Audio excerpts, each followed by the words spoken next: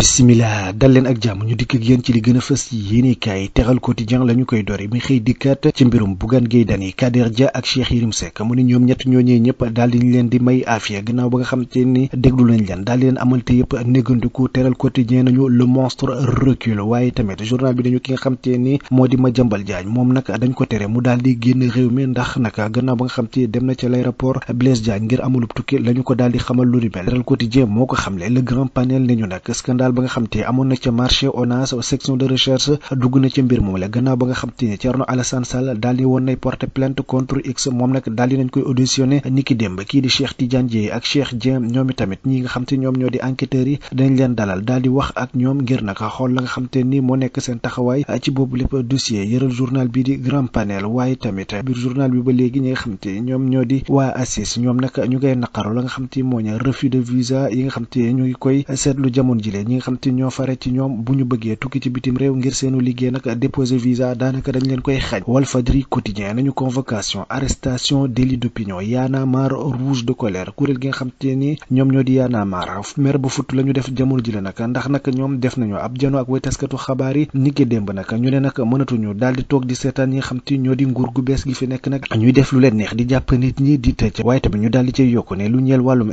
instrumentalisation de la justice mënatul am ci biir réewum Sénégal l'exclusif yéenekaay nañu nag représailles politico-judiciaire le pouvoir recule le Forum civil et Y'en a marre alerte ñi nga xam te ne ñoom ñoo di nguur gi nag deltu nañ gannaaw ca la nga xam te moom moo nekkoon seeni jéego ngir daal di nasaxal yenn ci ay kilifay politique ak ay taskatu xabaar journal bi ne ñu nag ki nga xam te moom moo di Birahim Seck la nga xam te yëkkati na ko ci kàddu mooy ñi nga xam te ñoo di nguur gi yes gi daa war nañu xoolaat seen doxalin xoolaat na nga xam te ni noonu la ñuy jëfee ak askanu Sénégal Aliou Sané ak Malal Tall ak Thiat ñoom tamit jàkkaarloo nañu ak woy taskatu xabaar yi mouvement Y'en a marre ñu ne nag ñoom ñu ngay tàccu rek la nga xam te moom moo nekk assise de justice bi nga xam te amoon na ci biir réewum Sénégal waaye tamit mu ne nag nañ wéy di liggéey ba léegi ngir yoon wéy di doxee ca gël gu yam ci biir réewum Sénégal ndax nag ñoom na nga xam te noonee la ñu gis ni noonee lay doxee jaarul yoon l'exclusif yéenekaay nañu interdiction de voyager à l'aéroport la police refoule Madiambal Diagne ki xam te Madiambal Diagne ñi ki démb dem na ci aéroport international Blaise Diagne ngir tukki nag waaye ñi nga xam te ñoom ñoo di takk derrière dañu ko xamal ni moom amul sañ-sañ génn réew mi jamono ji leen ndax nag dañu ko soxla war ko déglu ci ay mbir le mandat yéenekaay nañu libéré par le procureur de la République Bougane tire sur Sonko et salit l'indépendance de la justice mu ne nag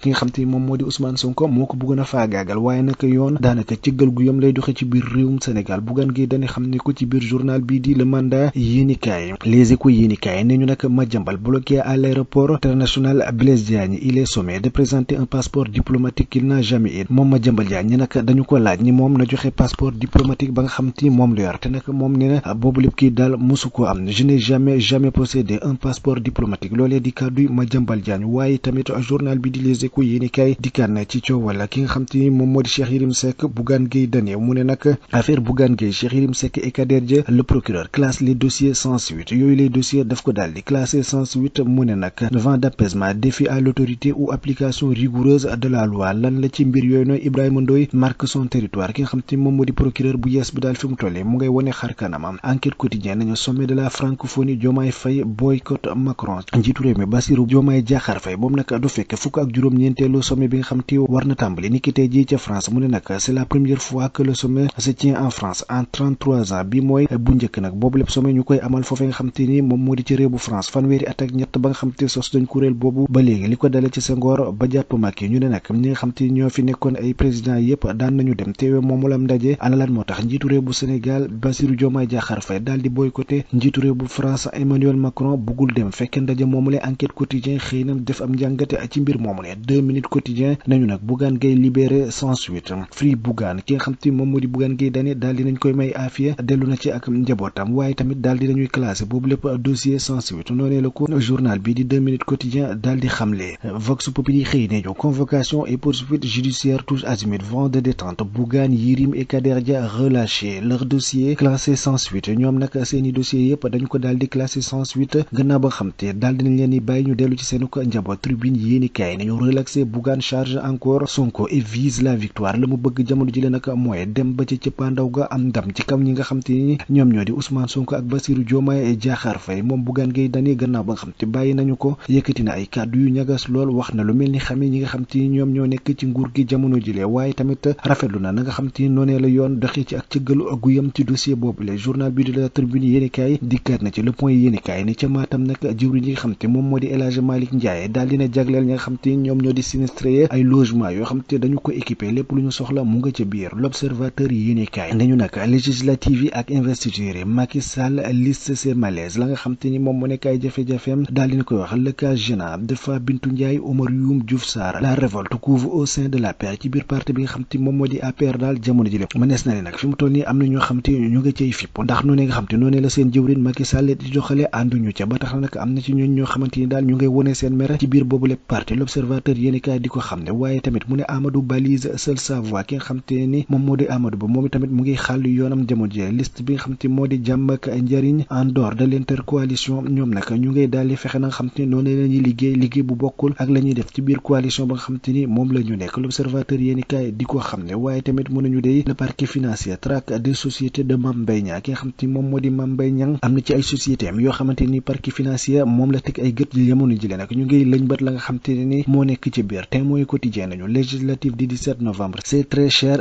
élections mu ne nag élection yooyu la dee dana métti lool ci gafakay askan bi ndax nag élection la yoo xamante ni cher na lool waaye tamit journal bi di la Témoin Quotidien dem na ca Mbour Géej wax lu ñeel wàllum kankurang bi chronique d'une perte d'identité culturelle du mythe à la perversion la nga xam te ni moo nekkoon kankurang ci réewum Sénégal nekkoon mbir moo xamante ni kumpal woon ci ñu bëree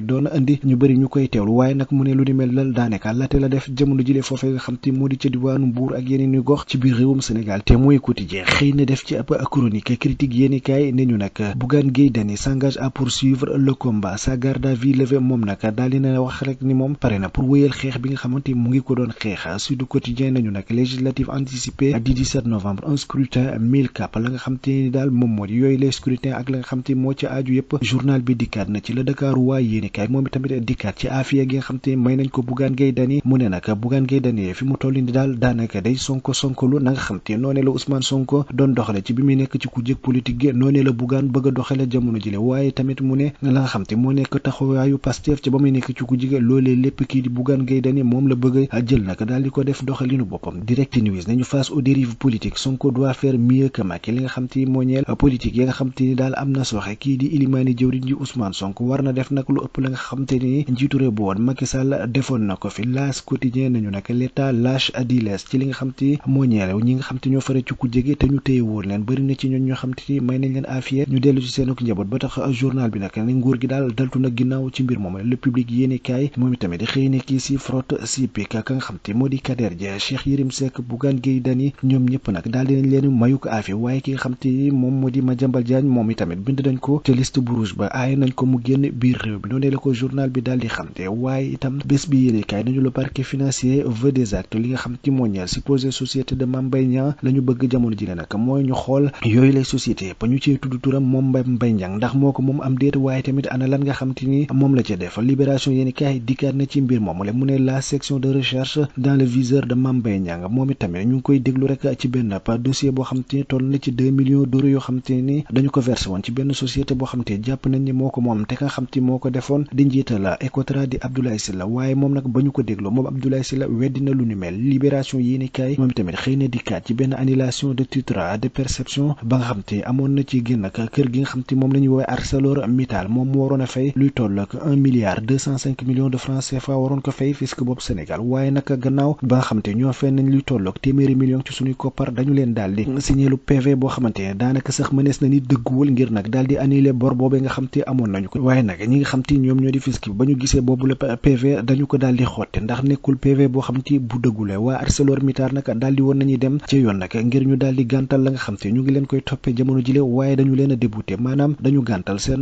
laaxaan boobee nga xam te ñu ngi ko fa doon amal réew mi quotidien nañu poursuite contre Cheikh Yérim Seck et Bougane Gueye Dany le procureur arrête tout ki nga xam te moo di procureur bi daal moom lépp la daal di dakkal le quotidien yéenekaay nañu délit d'opinion et répression liberté sous contrôle Madiambal Diagne empêché de voyager bloqué à l'aéroport moom nag la nga xam te xam leen ko daal moom Madiambal Diagne mooy masta am passeport diplomatique ba nga xam te ñu ngi ko koy laaj dossier Cheikh Yérim Seck ak Bougane Gueye Dany classé nañ ko sans suite waaye Y'en a marre ñoom itamit ñu ngay dànkaafu kilifa yi nga xam te ñoom ñoo fi nekk jamono jilee le républicain yéenekaay moom itamit xëy di wax ci li nga xam te moo ñeel coupure courant yu metti yi ñuy gis ci biir réew mi jamono ji mu ne l'audit de la gestion de Pape Demba Bitèye réclamé ñu ngi sàkku nag ci ki nga xam te moom moo di Pape Demba Bitèye mi nekkoon directeur général bopp Senelec ñu xool nag na nga xam te noonee la doon doxale yor quotidien xëy naka moom dikkaat ci la nga xam te ni moo xewoon ci APS mu ne naka gannaaw ba nga xam te ka fa nekkoon directeur général di Thierno Ahmadou Sy moom def na fa ay innovation yu doy waar waaye nag terewul la nga xam te moom moo nekkoon ak doxalinam ñu mën a ste duut baaraam mu ne nag ka nga xam te ni moom moo di njiit la woon di Thierno Ahmadou Sy moom jëndaloon na boppam ab woto boo xam te ni mu ngay toll ci 50 millions de francs CFA waaye tamit daal di defaraat la nga xam te moo nekk béréb yi nga xam te ni APS moo ko moom ca Dakar ci luy tolloo ko 48 millions de francs CFA defaraat yi tamit makkaan nga xam te moo nekk ca Saint-Louis ci 41 millions fa nga xam te moo di béréb bu APS ca Ziguinchor 20 millions la fa defar ngir yeesalaat ko waaye tamit fa nga xam te moo di APS Louga 24 millions ca APS Kaolack muy dëggal fa luy tolloo ko 22 millions de francs CFA la nga xam te moo nekk yi tamit meuble yi nga xam te jël nañ ko def ko ca bureau ya ñu ne nag boo ko xaymaa toll na ci 24 millions yu teg noonee la ko yor quotidien daal di xamle dikkaat ci la nga xam te kon moom moo nekk doxalinu ki nga xam te ni moom moo di Thierno Ahmadou Sy foofee nga xam te moom moo di ca bopp APS mbokk yi mu nekk